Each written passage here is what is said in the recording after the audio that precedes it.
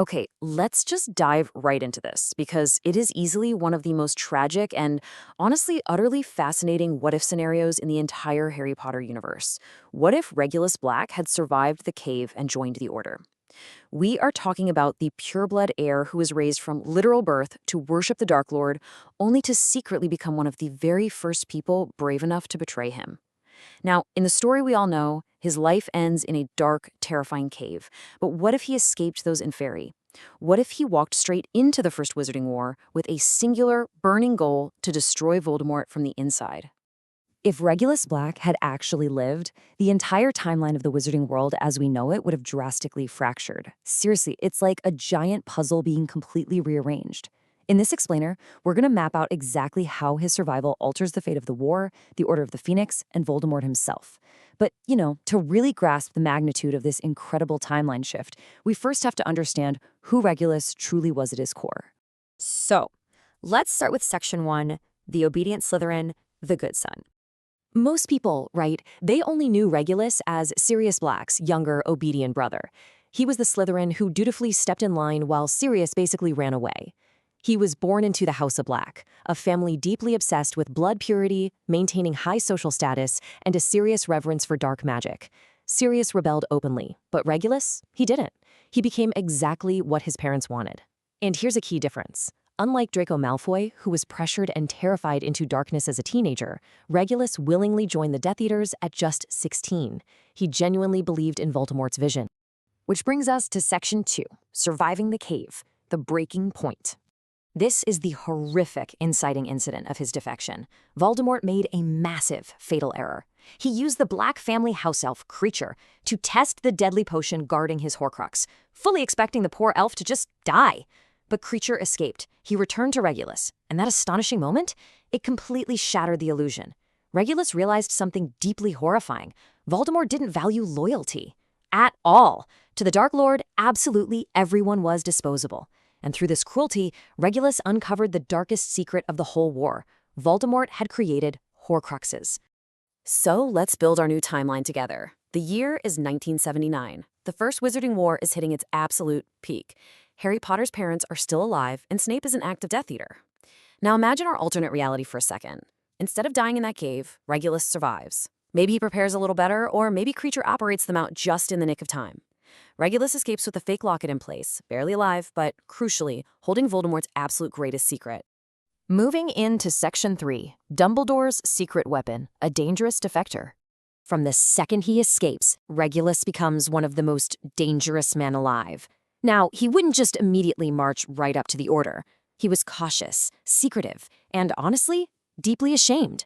He'd go into hiding, becoming a man hunted personally by a terrified and enraged Voldemort. That hiding can only last so long, right? Just imagine the awe-inspiring moment Sirius Black discovers his little brother secretly defected and actually survived. Sirius carried enormous guilt connected to his family. Finding out Regulus turned against Voldemort, that would heal one of his deepest emotional wounds. And tactically speaking, Sirius becomes the direct bridge, bringing Regulus straight to Albus Dumbledore. The absolutely crucial point here is what Regulus actually brings to the table. Think about it. Dumbledore spent years, decades even, piecing together Voldemort's immortality puzzle with basically scraps of evidence. If Regulus survives, Dumbledore receives undeniable, concrete proof of Horcruxes decades earlier than he did in canon. He gets the locket, he gets the exact location of the cave, he gets first-hand intelligence on Voldemort's behavioral patterns and his narcissistic obsession with important magical objects. Just look at how this shifts the entire strategic landscape of the war. In 1979, Regulus survives. By 1980, Dumbledore has concrete proof. And by 1981, a completely covert Horcrux hunt begins while the First Wizarding War is still being fought. This is a thrilling new offensive strategy. Voldemort's immortality suddenly shifts from being this unbeatable, shadowy mystery into a tangible weakness under active attack.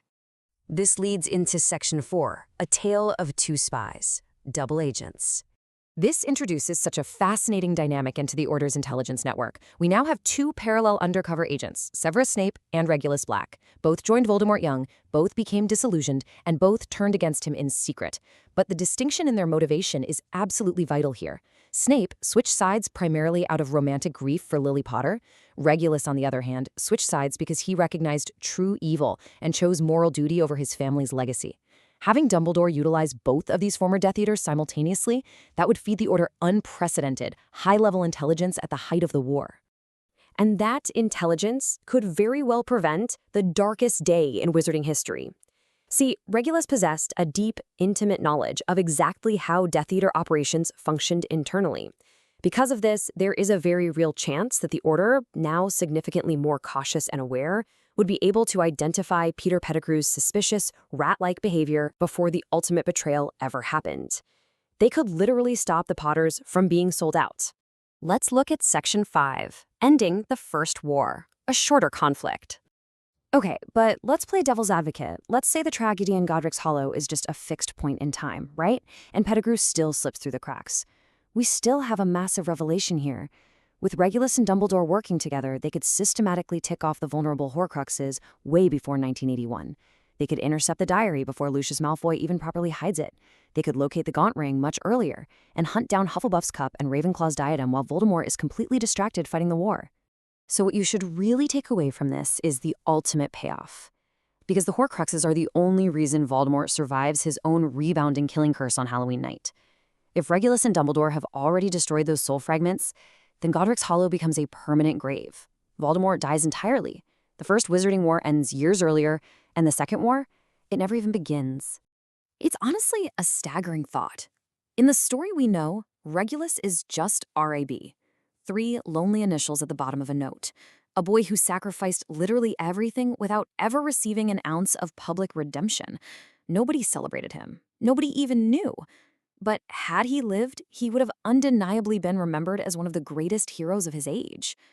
And not because he was a flawless person, far from it, but because he experienced a profound change. He saw the absolute darkest evil up close, realized he was actively a part of it, and made the terrifying choice to fight back anyway. It reminds me of that saying, that's real courage, not the loud kind, the quiet kind. The kind of courage that quietly steers the course of history. Which leaves us with a truly provocative thought to consider today. Buried underneath all the spells, the battles, and the history, his story asks us, what happens when someone raised to believe the wrong thing finally decides to do the right one? If you like this story, check out the next video on your screen, subscribe for more stories like this, and press the bell so you don't miss any.